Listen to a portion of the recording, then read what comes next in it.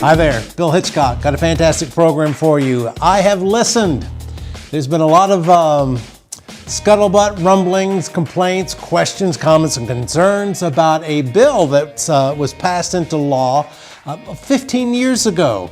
It was Session Law 2010 through 2013. It was more specifically House Bill HB 1713. Go to the North Carolina State Legislature website, look it up. And what this bill says is that there must be a plan in place within 2 years that will a plan to end overfishing.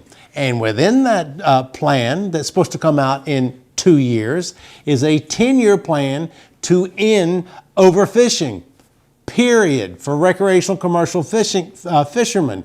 Not just trout, not just flounder, not just striped bass, not just spot, not just doesn't matter, overfishing, period. Well, here we are 15 years later. What happened? Well, I got in contact with Dr. Louis, who was the director of the Division of Marine Fisheries at the time this bill became law. And I talked to him about that. It's an extensive conversation. I would suggest sitting down with a drink, a sandwich, and something, because it's going to take a little bit of time. And real juicy stuff happens towards the end, and something else happens at the end, but we'll get into that a little bit later. Right now, let's go into this Zoom call that I did with Dr. Louis, the former director of the North Carolina Division of Marine Fisheries, who was the director when this law came out that said within 2 years come up with a plan, within 10 years end all overfishing. All right, I'm with Dr. Louis, the former director of the North Carolina Division of Marine Fisheries, currently the lead scientist with the North Carolina Wildlife Federation. And it was brought to my attention a short while ago about a bill that became law in 2010 while you were the director. And it is very clear that there are two objectives. One, that within a 2-year span, come up with a plan to end overfishing. And that plan it must be in effect accomplish its goal in 10 years. So this is what I want to do. I want to go from conception to birth, the conception part. What was the motivation with this? What was the division's involvement with this? And again, this is coming from the state legislature. So what was the division's, because you were the director then, what was going on? Correct. Well, what was happening is we were sort of in the infancy stages of the Fisheries Reform Act and developing the fishery management plans. And while the fishery management plan said we had to manage for maximum sustainable yield and optimum yield, essentially, there wasn't a lot of additional guidance. And what we were finding was that it was difficult for us to go in and say we needed to end overfishing or rebuild at a certain amount of time because the law didn't provide for those conditions. And so what we did was I tried to come up with a period of time that I thought was reasonable to try and end overfishing in a set time period. And then also a time that these plans were required to, rebuild. It said you must, achieve sustainable. You shall achieve a sustainable harvest or an optimum yield. And let me interrupt you there, because what's coming to my mind right now is we're talking about overfishing, but that doesn't necessarily correlate to stock status, because other things could be affecting a stock status, such as environmental. Sure. So, and we have no, and this gets sticky because, we know that generally fish stocks decline for 3 reasons. One, overfishing. 2 is environmental, water quality issues. And the other is habitat loss, water quality, and overfishing. And we really have control over the overfishing side. We make efforts to reduce the impacts of pollution on water quality, and we make a lot of efforts to control development in areas that have historically been nursery habitat, those types of things. But the division itself does really not have a whole lot of influence, or certainly no authority over things that really impact habitat and creating more habitat and water quality degradation. So And so, theoretically, you could pave paradise and put up a parking lot, which is destroying the habitat, all sorts of things, which naturally fish stocks would go down, and you would have theoretically no control over that aspect. Is that correct? well, yeah, I mean, and so how much habitat, how much nursery habitat do you need? How much, what level of water quality is important? And so it's very difficult, and it's very difficult to assign a specific mortality to, say, degraded water quality. You can't say that 20% of the mortality each year is from bad water quality. And I'm personally, I'm not aware of a lot of studies that have gone out and said, okay, the problem with this stock is water quality degradation on the spawning grounds that is negatively impacting the eggs and larvae because of, toxins in the water. I'm not Wouldn't that aware make of. sense though? Wouldn't that make sense though, when in terms of fisheries, you're trying to manage the fish, but there's that big variable that you have no say over. It's not even being studied, evidently. Well, I mean, what you have to look at is what can we control as a state, as a division of marine fisheries. We're talking about a marine fisheries bill that was intended to set a timeline to end overfishing and rebuild the stock. And so you have to take into consideration that some environmental aspects or some anthropomorphic factors, human induced factors like paving paradise, can have a specific impact on that fishery. And but can you get to the end of the game and say, oh shoot, we didn't rebuild southern flounder in the prescribed time frame, so we're just going to add another 10 years to the rebuilding period because it might have been result of no habitat, loss of habitat or loss of water quality. We don't know the answer to that. All we know is that our stock assessment says we're overfishing. F. And water quality and habitat really kind of fit more in the M category, which is usually held as a constant. All right, natural mortality. So you've got fishing mortality and natural mortality, and natural mortality is the most difficult number to assign. And So the only so thing control the like the division would have would be fishing. So right, the solution to the problem is always fishing related. Although to a degree. in theory, the majority of the problem could be a non-fishing issue, but the fishermen have to Well, pay the price for it. that could be true, but here again, here's the rub with that, and that is in places where we have ended overfishing. In many instances, where we've ended overfishing and rebuilt the spawning stock biomass, we've done so by reducing harvest. So we have successes in the literature. We know that we can rebuild fish stocks if we don't kill so many. How that works, taking into consideration the habitat and the water quality issues, is very difficult. And I don't want it to sound like the Division of Marine Fisheries has no role there. I mean, we've attempted to create habitat with the oyster sanctuary program, and we've attempted we've commented on habitat alterations and things that we think will impact marine fisheries issues. So we are involved, but I mean, one of the most noteworthy presentations I've ever heard was what came from a Hans Pearl from UNC Chapel Hill, and when he's been very much involved in water quality and those issues, and he gave a presentation one day, and one of the biggest problems we have is nitrogen in the water and what that does. And he informed the group that I was in that 70% of the nitrogen load in the Pamlico Sound comes from combustion engines. So it's from cars, and so it's like, how do you address that problem? I mean, we can go to all electric cars, but having those factors play a role when you don't know exactly what that role is. You know, Well, let me, I don't want to get sidetracked. A right. couple of things I wanted Well, to we already have. well, number one, this law came into being 15 years ago. Again, the goal was have a plan within 2 years, have the problem solved in 10 years, and that's for all fish. Am I correct? It was in regards to all fish, correct? Well, it was for all. I mean, the what the bill says is all important, all commercially and recreationally important fisheries, So and for our that context, really, it's all fish for us. I mean, there's obviously going to be yeah. some I fish mean, that we don't really pay attention to.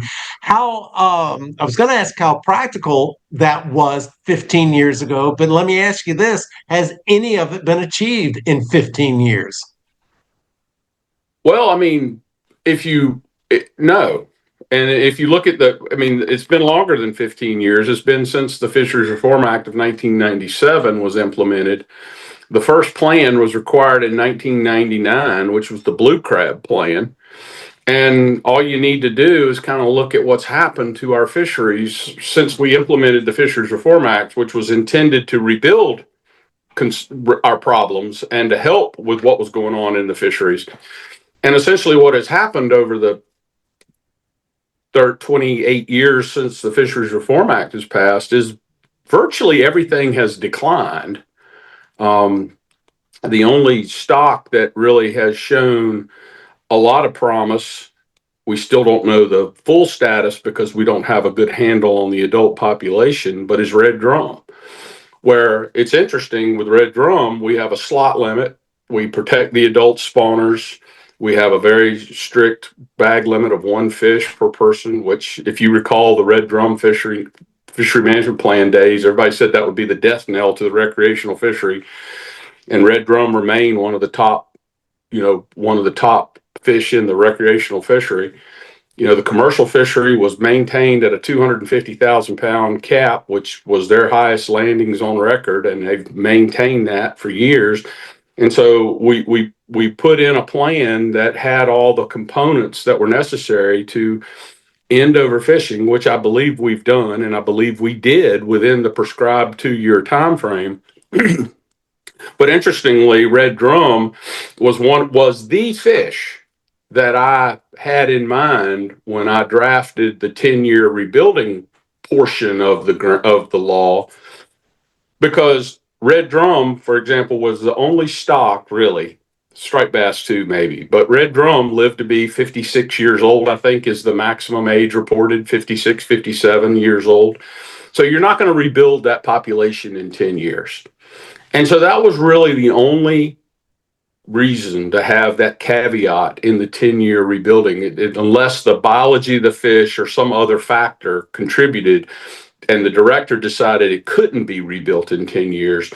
That was really the fish that was being considered was red drum, because the vast majority of the other species we manage in North Carolina or outside, spot, croaker, striped mullet, weakfish, speckled trout, red drum, not red drum, blue crab. They all have very short lifespans that can rebuild in 10 years if you do it right. By the way, I got to interrupt. Where it's not going to be the sound of freedom everybody's about to hear. It's the sound of a weed whacker. This yard maintenance going on, so if you hear noise, it's not the sound of freedom. I'm not back in vogue now. So the Fishery Reform Act was in the mid '90s, I think '96. This bill that became law was 2010. So far, all I've heard is one stock has quote unquote recovered, where by law we're supposed to have all important fish for both commercial and recreational fishermen to be quote unquote recovered. My knee jerk reaction is that not an impossible to dream the impossible dream? Should I start singing that? Well, no, well, maybe and here's the problem, and I mean, and people will disagree. People are going to disagree with me, and just because it's me, or just because they don't agree with what I'm saying. Or But me, by the I way. think right. But what I think we've seen in the history from the '97 Fisheries Reform Act and the 1994 Atlantic Coastal Act that gave the ASMFC its hammer. that required us to comply with the fishery management plans that came out of the ASMFC. And what we have really seen coastwide is a failure. I think North Carolina has a unique set of situations here that make us unique in that we do allow things that most of the other states do not allow. We Why? don't want to get I mean politics. I mean that's what the reason I explain it in my class at NC State is that politics drives fisheries management in North Carolina more than anything, Let me from my stop you there experience. because you are so right. I want to go through the chain of command. I guess I should have done this at the very beginning. It doesn't the top of the food chain is not the Division of Marine Fisheries. We got to go above the Division of Marine Fisheries to the state legislature and go above that technically to the governor. Is that not correct? Oh, absolutely. I mean the Division of Marine Fisheries is in the Department of Environmental Quality, which is another podcast all in its own. The why that's bad. Okay. But the fact remains is that the Division of Marine Fisheries is under the Division of Environmental Quality, not in with the Division of the Department of Natural Resources and Cultural Affairs. And marine fisheries is natural resources, in my opinion. The governor appoints the secretary, who hires the director. So, in essence, you're working at the pleasure of the governor when you're the director of marine fisheries. And that's an executive branch organization. All right. And we rely on funding from the General Assembly and pushing legislation.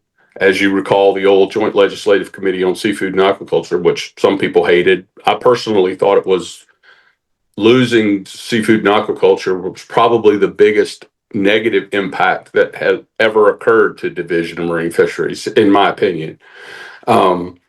But yeah, so I mean, the buck stops with the governor when it comes to marine fisheries policy at the Division of Marine Fisheries and through the governor's appointee. It's the governor, the secretary, the division director. That's the hierarchy. So to think that the division director has some kind of omnipotent authority to make any rule and regulation they see fit. Yeah, I mean, we could draft a I mean, you have proclamation. like proclamation authority, and in this Yeah, bill, it's in twice it makes mention if the director of the marine fisheries, I'm paraphrasing now, warrants something, it can be changed or altered. So therefore, the finger came like being pointed for you well, at it the always, time, being pointed at you. sure. Sure it was. Sure it was. But I mean, if I mean, how many calls did I get to, open a fishery that should have been remained closed? And I could have opened it by proclamation and gone over the quota or whatever. And how many times did I get asked to proclamate no gill nets or some other thing that, yeah, I could have done it, but I mean, I wouldn't have been there very long. Yeah. Um, Well, let so me. I think you got to get back. We're starting to run out of time, so I'm going to start Yeah. pushing some things forward here. And I do want to leave everybody with this: that yes, contact the Division of Marine Fisheries if you have a question or complaint, but definitely contact your local rep, your state senator, with these issues as well, because these are where bills are being formed, which go through the process, which eventually will have to be passed, which eventually the Division of Marine Fisheries is going to have to enforce. Now, let me move into this. Um, since the director, the Marine Fisheries, you're responsible for fishermen when there's a problem with the fishery. How do you determine? Now, this is a generic question, so you're going to have to be broad stroke with an answer. How do you determine, all right, recreational, you get whacked this much, commercial fishermen, you get whacked that much, or both of you get whacked this much? What's the logic behind or the rationale in between in determining, using the blunt term, who gets whacked? Yeah, that's probably one of the toughest things you have to deal with is allocation. And if you use, we'll use flounder as an example of southern flounder as an example.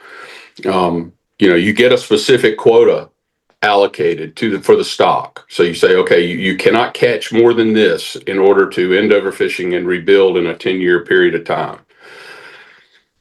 And so you got 500,000, let's say you've got 1,000,000 pounds. And how do you assign a certain percentage to the commercial fishery and a certain percentage to the recreational fishery? That's almost impossible to do in any kind of way that is seen as fair by everybody. The one way to do it is just to say 50-50. The commercial guys get 50%, the Rex guys get 50%. But if you look at dolphin fish, for example, when we first came out with the dolphin fishery management plan, it was 97% recreational, 3% commercial. All right. And so, there was a big push to have the allowable catch limit assigned 97% to the recreational, 3% to the commercial. But that stock had never been overfished. Overfishing hadn't been occurring. It wasn't in a rebuilding position. It was just trying to maintain what we had. And that may be fair. Now, people will say, well, 97 recreational is not fair. But that's the way that the fishery had operated uncontrolled for decades, 97.3. All right. Right or wrong, that's what the council did. But when you look at southern flounder, you come in and you say, okay, the historical landings from the commercial side is 70%, let's say, and 30% recreational. Here's where you run into a problem. If you read the stock assessment, which was issued in 2019 with data through 2017. So we're managing southern flounder today based on a stock assessment with the data through 2017, 8 years old. All right. And what that stock assessment said, and if you don't believe me, just read the assessment, is that the primary issue in the flounder fishery coastwide was the North Carolina commercial fishing industry, overfishing by the North Carolina commercial fishery. That's what the stock assessment said. And so you can presume, rightly or wrongly, that the reason that the stock has declined is because of the principal mortality created by the commercial fishery in North Carolina. You can argue that, but that's what the data says. And so you go in and you allocate 70% to the commercial fishery, but according to the stock assessment, they're the ones that created the initial problem. So is that fair? Right. That they get 70 and the Rex get 30? Right. And I guess that I wasn't there, but I'm thinking that was probably part of the argument where they said, well, we're going to ultimately get to a 50-50 split on the allocation of southern flounder. And I think that was absolutely the right thing to do in terms of trying to be equal and fair across the board to everybody, because flounder are so important and valuable to everyone, commercial and recreational. And what people need to keep in mind, though, is that if you get pissed off about it and you just go out and keep every flounder you catch, or you throw the ones that are in your net into the marsh when it's out of season, the whole intent and purpose of this thing is to have a quota that ultimately rebuilds the stock and allows the quota to increase. Right. Just like we've seen in summer flounder and like we saw with dogfish sharks, where the stock, started to build and the quota shares started to increase. And that's the reason why you see a lot of these permits now in the South Atlantic and the Mid-Atlantic and National Marine Fisheries Service permits. It costs, when you and I first started doing all this stuff, it would cost you maybe 20 grand to get into the snapper grouper fishery, 15 grand maybe. Today, it probably costs you anywhere from $300,000 to $400,000 to get a permit to go snapper grouper fishing. It would cost you, last I heard, $1 million to get a scallop permit in the New England scallop fishery. So when you start to see these stocks rebuild, there's a value associated with it. And so in North Carolina, the license is worth $1,500, $2,000, which is what it's been since '97. It really hasn't increased all that much. Right. And I think a lot of that is because, and what I think is a very important and key point here, Bill, on this whole issue of 10 years and 2 years, is rebuilding is a benefit. A healthy resource is a benefit to everybody, commercial and recreational. But I don't think you can look at the track record of the Fisheries Reform Act where you see all these collapsing fisheries, and there are people that don't want to accept the term collapse, but it's a legitimate term. And many or most of our stocks in North Carolina are collapsing or collapsed. And all you have to do is look at the landings data on the division's website to see blue crabs went from 60 million pounds down to 9 million pounds, and the impacts to the infrastructure and all the things that relies to. But we're seeing this coast-wide where we're trying to manage single species. Single species management has failed miserably. And I don't think anybody can argue that it's been successful anywhere for anything except for in some fisheries in the feds where they have the specific quotas and payback measures and accountability measures and closures and all those things. What we've done is we have failed to take into account the ecosystem impacts, and we're not managing for the system. So what I mean by that is speckled trout is closed until June right now because of a cold stun event that occurred in February. Right. But there's still gill nets out there. There's still people trawling. There's still going to be people circle netting. There's going to still be people hook and line fishing. There's going to still be people doing all the things that are going to have an impact on speckled trout. And so we're going to have all these unquantified discard mortality rates because what we do is we say, oh, well, we'll just close speckled trout. But you're going to encounter them in just about everything you do in the estuary. Same holds true with, for example, shrimp trawls. Okay, yes, shrimp are healthy, but the bycatch impacts to these stocks that are in very steep dark decline, we're saying, well, shrimp are healthy, so we're going to keep shrimping, but the bycatch associated with the shrimp trawl fishery is compromising the ability for a lot of these stocks to respond and rebuild. And Lou, so I got to interrupt. We've got like 30 seconds left before Zoom goes bye-bye. Will you promise to come back and let us talk about this some more? Because you really got into some really great information right there. Will you come back?